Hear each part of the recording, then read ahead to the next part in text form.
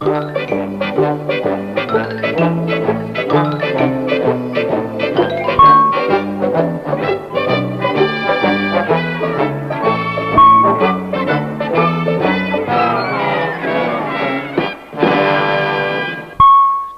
Velma, I guess we've wrapped up this story. You've already got it written. Wait just a second, Shaggy. We've only dealt with news writing. Besides the news stories and advertisements, there's a lot more that goes into a newspaper. This locker fire story could easily develop into other articles. Oh, yeah? Sure. To begin with, feature stories are very important to newspapers. Is feature writing different than straight news writing? Right. It's more flexible in its style. You see, most features have an emotional or human interest appeal. Oh, I get you. The style of writing should play up those points, right? Yes, features are not usually written quite as concisely as straight news. Sometimes even a conversational tone or a narrative approach, like in a short story, is used. It sounds like features are wide open. Yeah, wide open. Not exactly. The subjects and writing style are flexible. Features like straight news, however, should still be factual, accurate, and informative.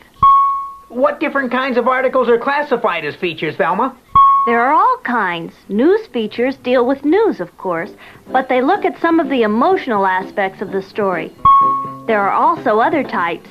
Personality features let the reader meet an interesting human being. An investigative feature reveals facts about a story a reporter has ferreted out. Informative features explain issues and events to readers. Historical features and interviews are two more types that fall under the feature classification. Does a feature still have a lead paragraph? It sure does, but the lead is used more to emotionally involve the reader than to begin summarizing the story. What about the 5 W's and H? Yeah, 5 W's and H.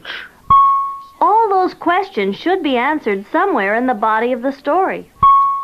Did you say this locker fire incident might also work into a feature? Sure.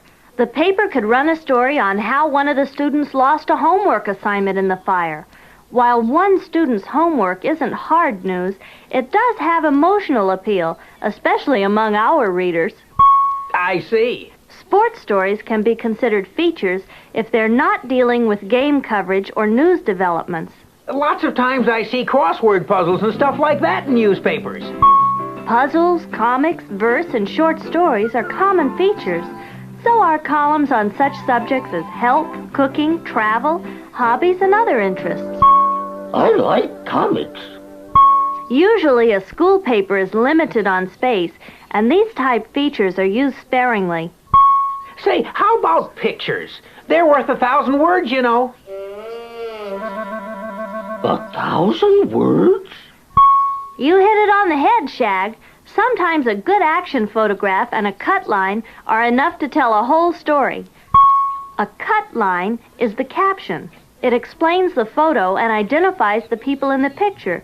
It usually answers most of the 5 W's and H. Well, at least there's nothing tricky about pictures. Not so fast, Hotshot. There are a couple of points to remember. Like what? Pictures used with stories should be of good, clear quality and easily recognizable as to what they show. They should also be placed in good relationship to the story they illustrate. Also, a good action shot is better than a dozen posed pictures. I think cartoons and pictures really add interest to a paper. That's true, both from their content and the way they make the paper look if they're distributed well. Well, I guess that wraps up newspaper content. Hold it, Shaggy. We haven't talked about one of the most important areas of a newspaper, the editorial page. Editorial? Right. In an editorial, a writer or staff takes a stand on an issue. Then the facts and arguments are presented. Finally, the writer tries to convince the reader of an opinion or prompt him to action.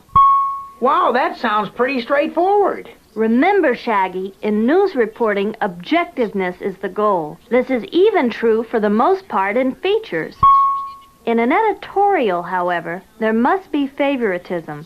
Once the position has been decided on, the editorial should be of conviction and courage. Oh, I'm impressed. Editorials can criticize, advocate, endorse, defend, praise, predict, or attack. How are editorial subjects selected? One way is to ask 3 questions. Is the issue going to directly affect the reader? Is the issue an important one? Is the issue one on which the paper wants to or feels it needs to take a stand? Have you got an example? Usually, newspaper editors or staffs meet in an editorial board to decide what their policy will be.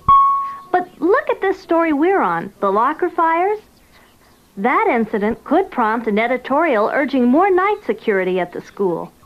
I see. Wow, yeah. The editorial page also carries other opinion-oriented pieces.